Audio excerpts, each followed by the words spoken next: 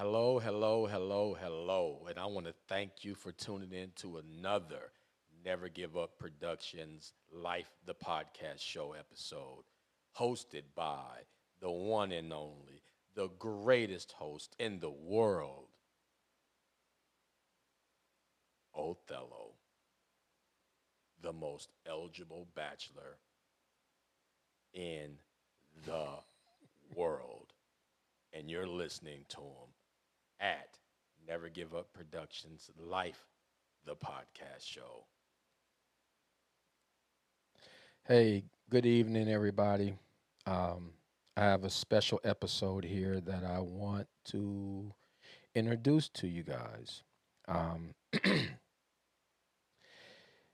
it's going to come off as one sided, meaning for one set of human beings, but I only hitting it from this perspective because we are the ones being primarily affected by this and some of the things that have been taking place in the media behind this election.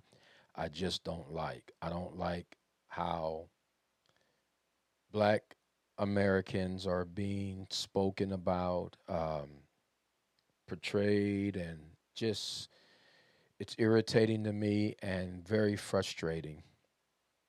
So I just believe that the way things are going, that this country is being seriously divided and we're going backwards.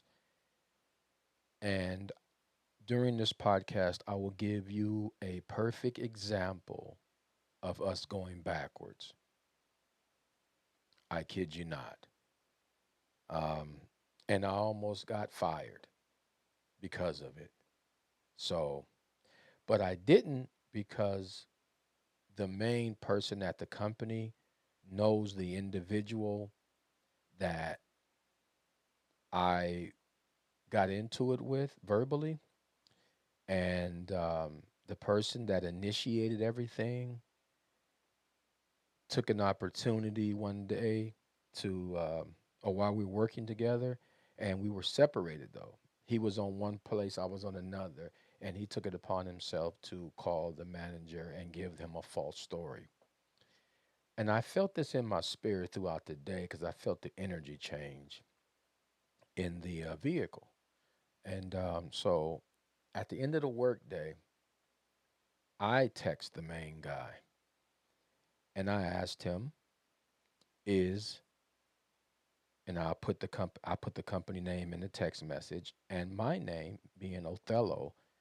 Are we in a good place? He called me. Long story short, I told him, he told me that there's two sides to every story. So, and some conversations are not meant to be had at work. And I agree with that, which I've stated that several times before to this individual over the period of a month, and he just keeps trying to ease things back in. So here we go. um, I told the guy that the main manager that the things that were upsetting to me was how this individual would bark out of the company vehicle at people that was standing on a corner with their signs supporting Kamala Harris and her vice president. He's yelling out of the truck, Trump this, Trump that, so forth and so on. He also tried to convince me with a manipulated picture of George Floyd, asking me, what is this? Showing me on the phone with an expanded view. And I said, looks like someone has a pinball. in their mouth. Later that day, he tells me that it was a picture of George Floyd because the Democrats has manipulated the situation and convinced everybody that George Floyd did not die from a lack of oxygen with an enlarged heart. He died from a drug overdose. So that was the first day I told him to leave me alone, leave all this alone. I'm not with it. Later on down the line, he keeps going with this stuff. So just a few days ago, he was at it again. And I'm telling him all these things. And I'm like, dude, do your research before you run your mouth to me. And he doesn't want to do that. He just wants to believe everything that comes out of Trump's mouth. And so what I end up doing, I end up getting seriously angry. And I stopped the truck, pulled the air brake, put it in neutral, and I told him, leave me the F alone. Quit effing with me. Stop playing with me. I am not that guy.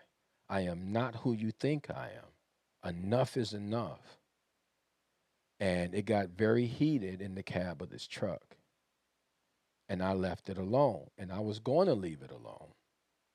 I was just going to mind my business, do my job, and call it the day. He's the one that ran to upper management to complain about it. And when I told him the ingredients, when I told the upper management of the ingredients that was happening in there, the upper management told me that, yes, I know him. I've been knowing him for some time and I know how he is. And based off what you're saying, I understand what took place now. So now we are separated at work. We no longer work out of the same vehicle or the same location. So that's a divide. So this is the reason why I believe this country is going in the opposite direction. I believe it's headed back to a civil war. Things are going to be divided if Trump continues on the way he's going on, and if he wins the election and gets into the White House, I believe a whole lot is going to be crazy. So here's what I wrote out. Um, Directly to black men of America, because the other issue is that something that Obama said that made people start criticizing him for saying what he said. And me, as a black man, I was nowhere near offended by what Obama said. I understood exactly what he was saying because a lot of black men do not support black women the way that we should, you know, and support, protect, so forth and so on. A lot of us don't do it the way that we should. So I understand where he was coming from. And then here's some other issues. You know, a lot of black men don't like the fact that some women in our culture are in higher ranking positions than us. Some of us don't like the fact that the woman in the home makes more money than the male, or just women in higher positions and making more money than them, period. You know, they want to talk down on them. So I'm here to ask black men to support Kamala Harris. She's only been doing this for a short period of time. She hasn't been a lifetime campaigner. But I do believe that for us and our stability, our security, I believe that she is the better person for the job. I don't believe that she's going to divide us and have this country hating each other, you know, having blacks hate whites or whites hating blacks or whites coming at blacks so vicious and foul that we have no choice but to defend ourselves verbally and or physically. Um, I don't want to get into all that in life. You know what I'm saying? I don't think this country wants that. I don't want this country to go through that. We're not in the best place in life, but we are damn sure better off than we were 400 years ago, 300 years ago, 200 years ago, 100 years ago. So we are moving forward slowly, but we are moving forward. So I want us to continue moving forward for my grandkids, my children, and their children and grandkids. So here it is. Black men of America, stand up, take your position, be the king, be stability, be security, be supportive to black women, whether you're with them or not. Support them. And I don't mean like pay their electric bills and all that. What I'm saying, support them, is when you see them trying to do something, encourage them, pour into them, give them the wisdom and knowledge that you have, that things that you've learned through life, help them fast track themselves moving forward. Um, be the head of household, be the strong man you were made to be. You know, it's a lot of talk, but I don't see a lot of actions behind it.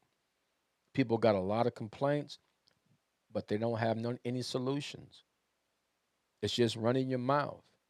In that case, you might as well go ahead and blow up balloons for the kids' parties because all you got is hot air, you know? And then on top of that, black men, let me ask you a question. What issues do you have with Kamala Harris?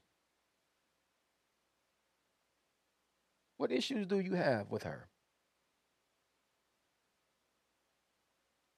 It will do wonders for us.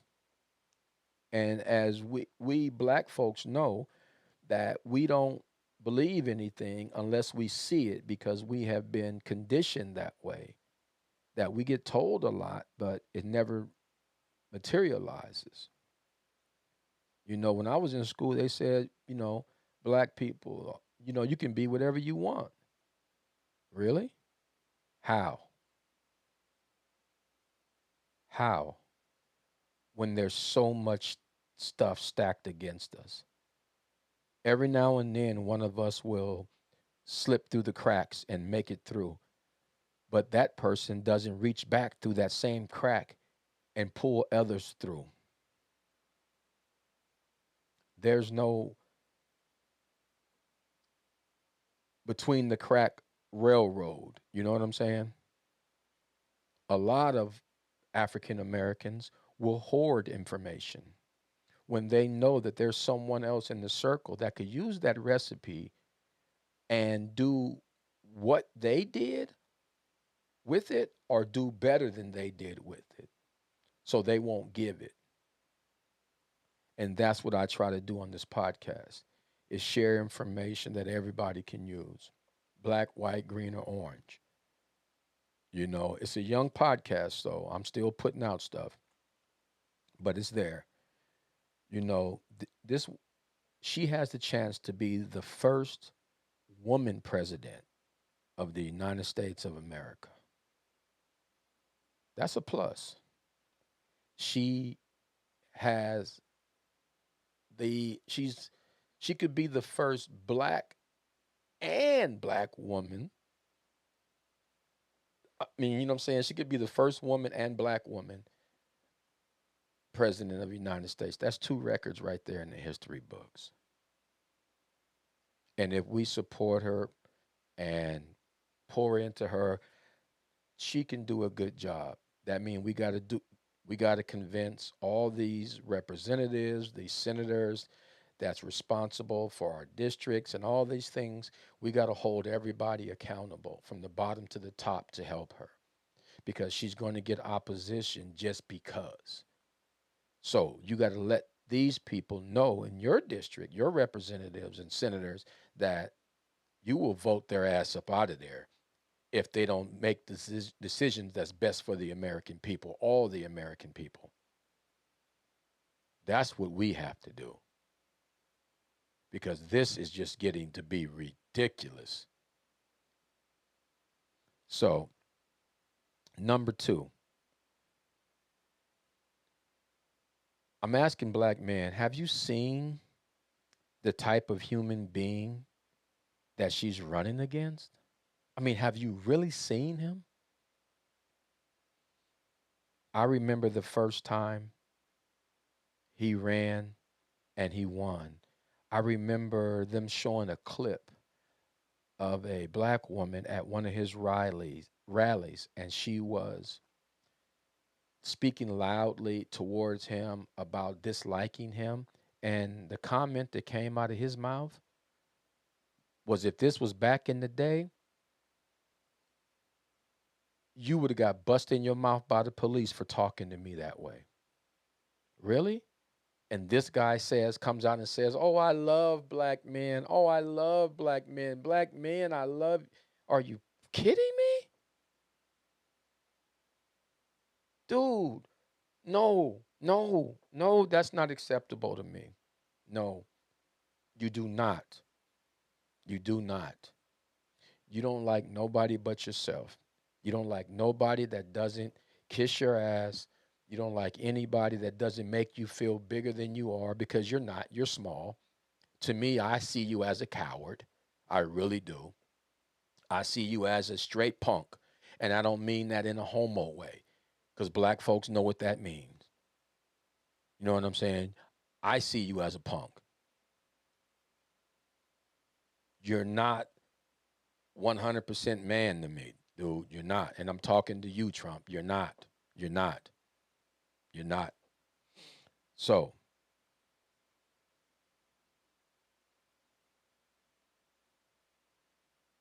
and then there's a whole 16-minute video. It wouldn't let me share it or copy the link. So all I can do is direct you to it. It was done by MSNBC, and the title of it is President Donald Trump's History of Racist Remarks. This video chronicles these comments. I watched it.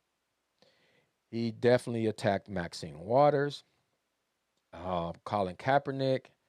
Everybody should know that one, you know. And it goes on and on and on. They take 16 minutes going through the videos and documenting his comments on the day he said it and where he said it. They did a damn good job of that. Um, and then we're going on to, again, why black people would vote for Donald Trump. I don't get it. And there was an associate of mine in San Antonio. We would always debate about everything. Been associates since, I want to say, 2011. But that just separated, because as a one black man to another black man, and we both got black children, why would you want to vote for a guy that said to the police of America, if you basically vote for him, or when he becomes president of the United States in 2025, I will give you blanket immunity. Blanket immunity. Huh. Doesn't that make you think, like, well, first of all, you have to understand what immunity is. That's not being held responsible for your actions. So, why do the police need blanket immunity to do their jobs? If they do their job the right way and according to the law, why do you need immunity? Only the bad police need immunity, the ones that's running around here assassinating unarmed black people, like the Chicago woman in her home. The list goes on, but that was that was one that brought tears to my eyes because that black woman feared for her life and she got down in a submissive position with her hands up and he fired on her with his weapon.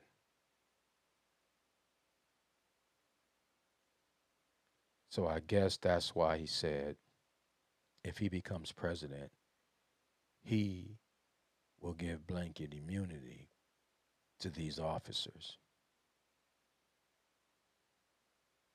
So, like asked the question to my associate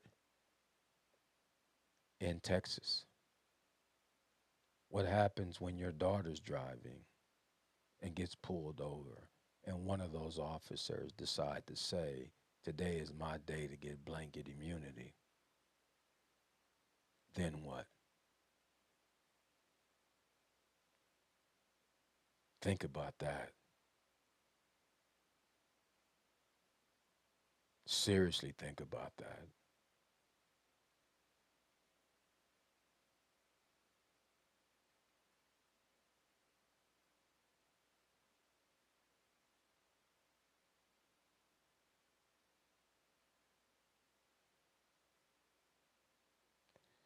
The only time they need immunity is when they're killing unarmed black people.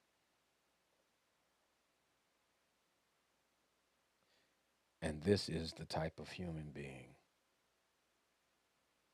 that you want to vote for.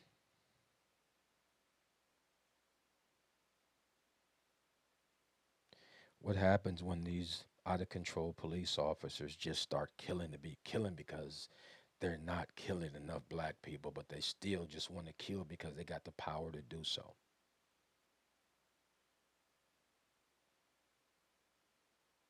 Just like the overpopulation of prisons started out with minorities. And then they saw the profit in it, and then they started locking up white people too. So watch this.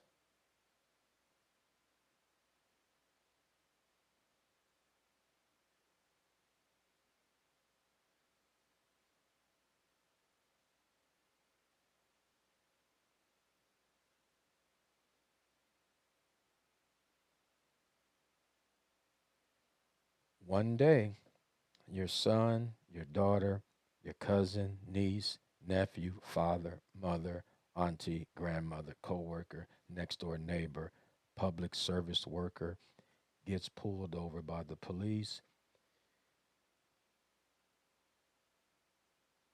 or the police get called to their house, or a police officer lives next door to you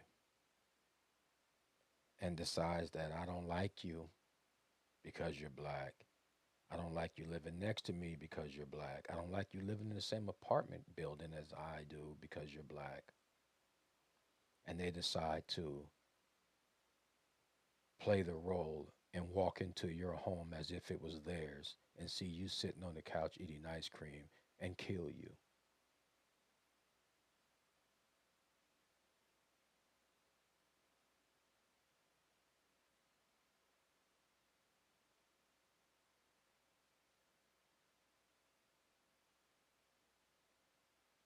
Like that officer did in Texas. Walked into that guy's house, knew it wasn't hers, and decided to put bullets in him while he was eating ice cream.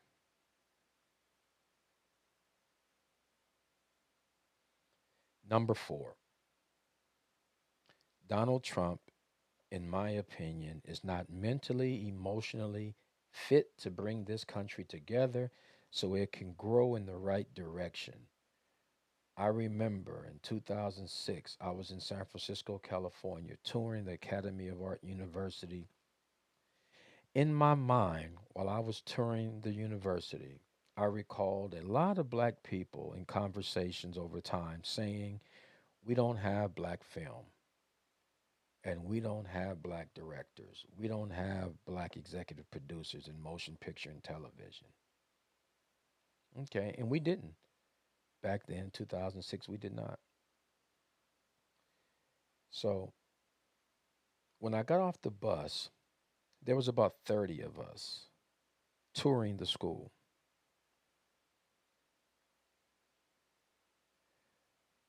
I was walking into the motion picture and television building, and out of the 30 people that was touring it,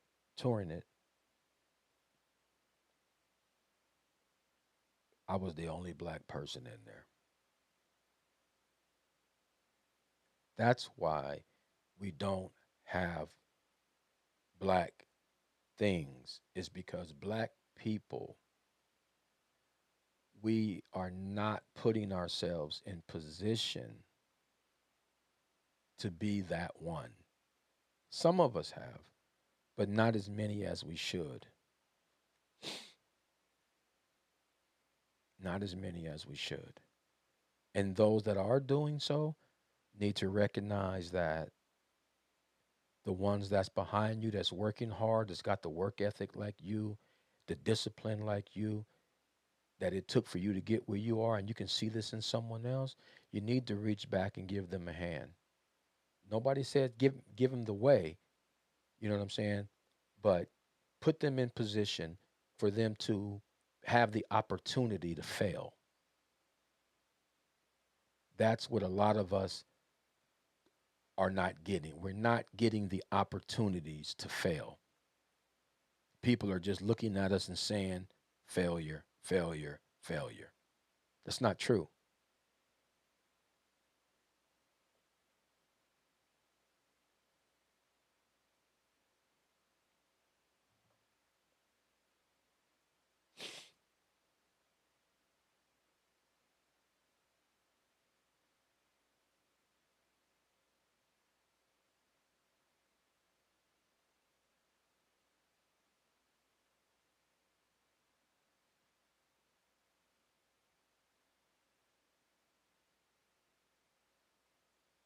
We need to support our own people.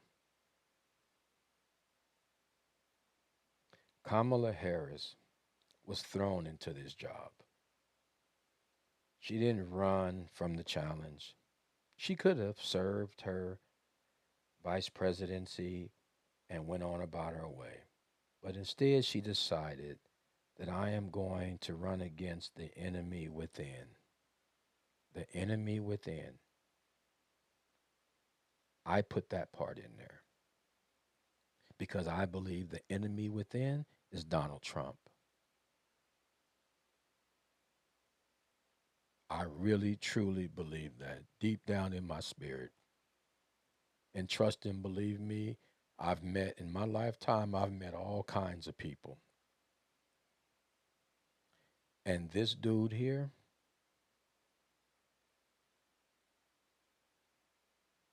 he's unhinged. He's unhinged. He comes with that bully mentality. But the one thing about having a mentality like that, overconfident. And when you're overconfident, you make mistakes. When you make mistakes, you leave the cracks open for your enemies to come through and get you.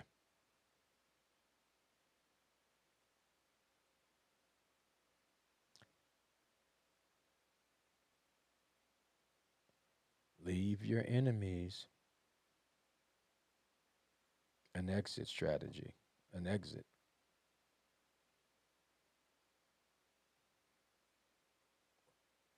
Leave them a way out.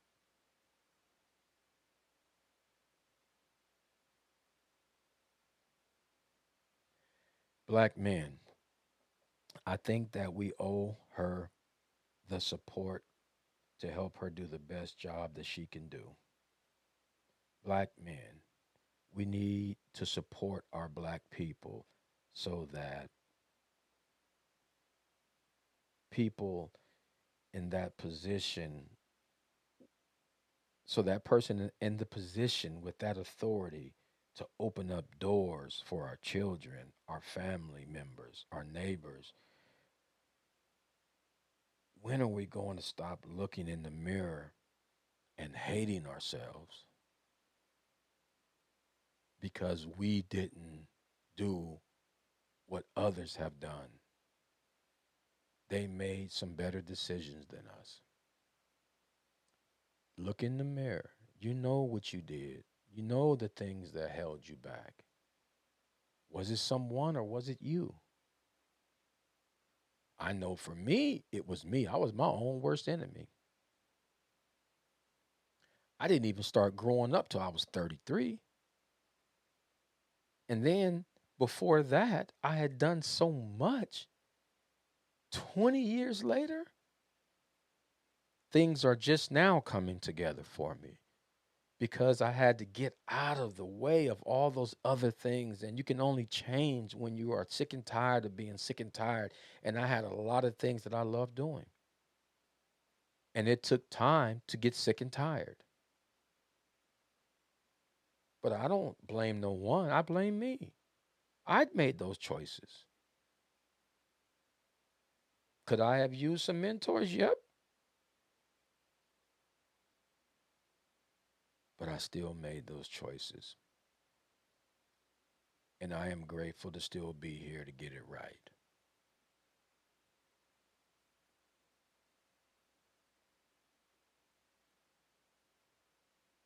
Number 6, Donald Trump has talked about using the United States military to break up peaceful protests. That is a constitutional right to be able to peacefully protest. Think, if that's his plan, he has to get rid of the Constitution of the United States of America. That means he must be considering peaceful protests to be enemies of the state. Who has been the biggest protester since the 80s? We can go back further than that if you want. Martin Luther King, all that. We can go way back. Black people have been the biggest protesters because we have been the ones that have been wronged the most. And when we get fed up, we speak up. This time, if you're fed up, get up and vote.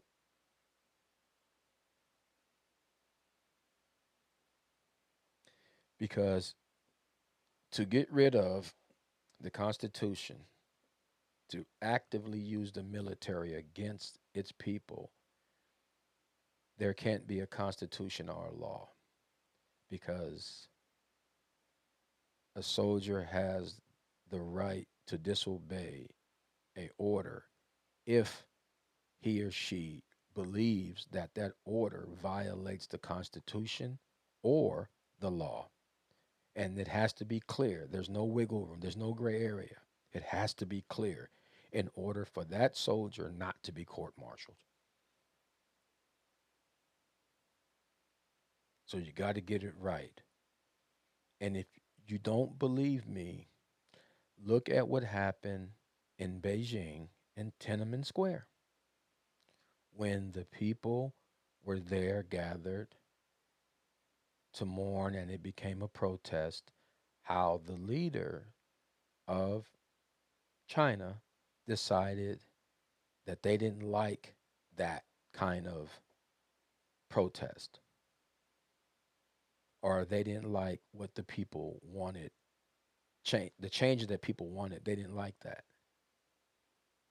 so they used tanks and stuff against the students. The video's online. The video's online. So all you have to do is just look at that. The- I don't know how he would do it, but you know, I don't want to find out either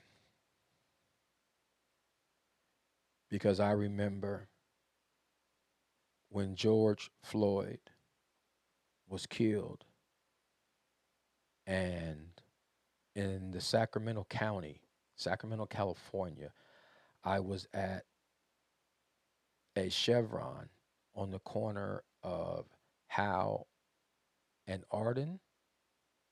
I believe that's where it was. Not Arden, it's down further. It's by a shopping center, by Ross and all of that, whatever that cross street is. But it's going down Howe Avenue. And the going down the Chevron is on your left behind, it's in front of Ross and all that, Chili's. Um, I was there gassing up. And at the pump, I could see Howe Avenue going in the north direction. And I thought at first I'm seeing things. I'm like, whoa, what is this? Whoa, it was heavy. I mean, it was just troops and troops, right? They were in the military vehicles in the back of the trucks. Um, and they were moving through the streets of Sacramento with their weapons. And my heart just sunk. Never in my life have I seen military move like that on U.S. soil. Well, National Guard. Never have I seen that. My heart just sunk because I understand why they're there. There was riots. Some people, ignorant people, decided to go out and loot, but that wasn't the majority of the people. That was just people taking advantage of the situation. And I'm looking at that and I'm saying to myself, like, wow, I would love to ask those soldiers, are you really willing to take your, what is it, AR-15 or whatever that weapon is that you carry and aim it at another US citizen and pull the trigger over non-life threatening situations? That damn near brought me to tears. It messed me up. It really did. But, you know, the riots wouldn't happen if people or the system would look at us as human beings and not as property.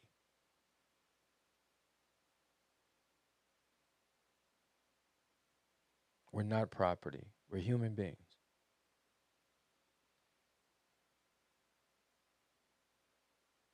We, black Americans, have been getting murdered by white officers. Our children have been getting murdered by white officers. Look back at the video that was shot concerning Rodney King getting beat by all those officers for as long as they wanted to. And then it went to court. They were found not guilty with all that video evidence. Mind blowing that excessive force was not seen there. So that tells you the value of a black life to white America that thinks that way. Not all white people, just the ones that think that blacks don't matter or black lives don't matter. Well, we wouldn't have to say it if you treated us like it did. And I'm talking respectfully, treat us that way. Whatever rights you have, we have too. Your blood is red. You put your pants on one leg at a time like I put mine on.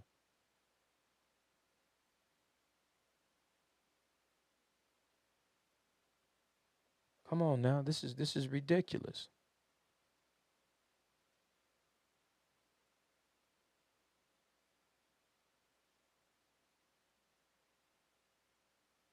Now, judges, juries, prosecutors are doing their part because they are finally seeing these assassinations for what they are.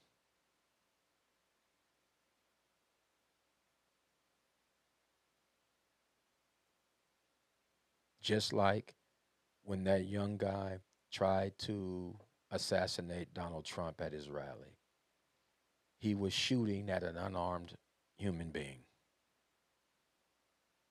and they called it an assassination. So, what is it called when an officer is shooting at an unarmed black person? Why is it not called an assassination?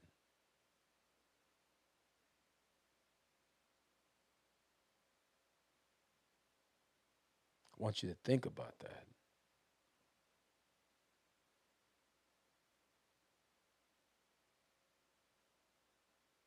And with Donald Trump in office, it's only going to get worse.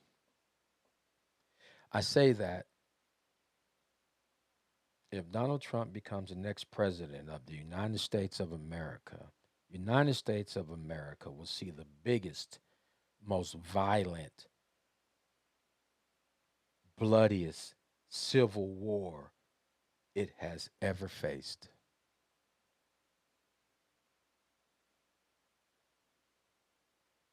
It will be more killings than any war America has ever been involved in combined. So count up all the wars, calculate the death of those soldiers.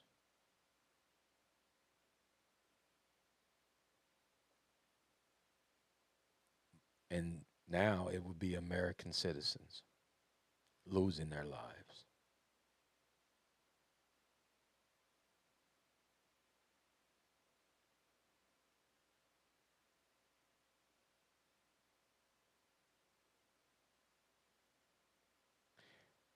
We have a chance to not let that happen by putting Kamala Harris in that chair, in that Oval Office, inside that White House. Now, here's something for you about me that people don't know. Not my age, because I'm about to say it. I'm 53 years old. I've never voted for a presidential candidate in any presidential race since I've been of age to do so. I didn't even vote for Barack Obama. I am voting this time because I, I am voting this time because I think if I don't,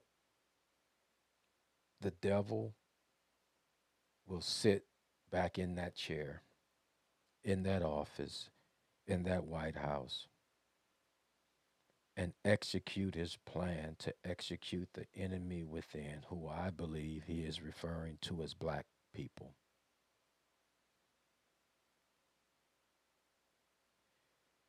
You seen how he attacked Colin Kaepernick, all because the man chose to protest because he was sick of people like him dying at the hands of white officers. Again, that's that peaceful protest.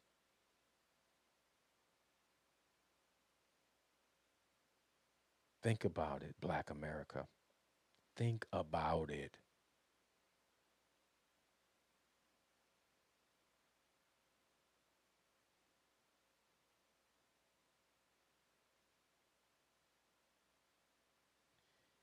My question to black men of America, like my ex associate in San Antonio that choose to want to vote for Donald Trump. It's your choice.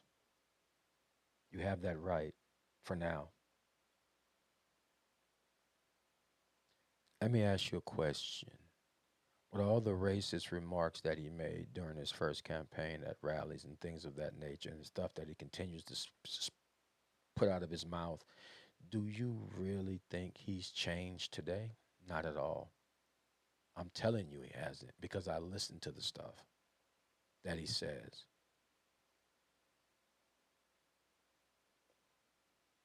So remember, you get what you vote for. Just know it takes your vote to get him in. But if it's up to him, he'll never get out. Because I think he wants to turn America into China.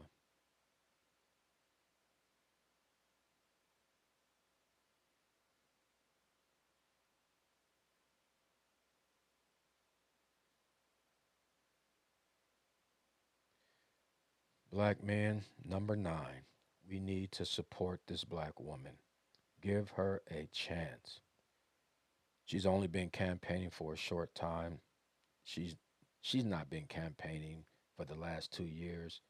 She's only been doing it for a few months. She's in the probationary period of campaigning. She's done all this on the fly, trying to come up with things and this and that. I don't know what her plans was after this administration, but I'm not aware that she was planning on running for president. But she was thrust into that spot. And as big as that job is, being the president of the United States,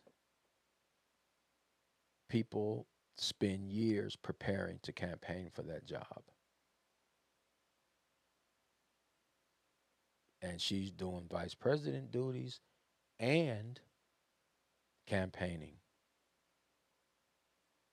She's doing what women all across the country do, not just black women, all women multitask, doing multiple things well at the same time.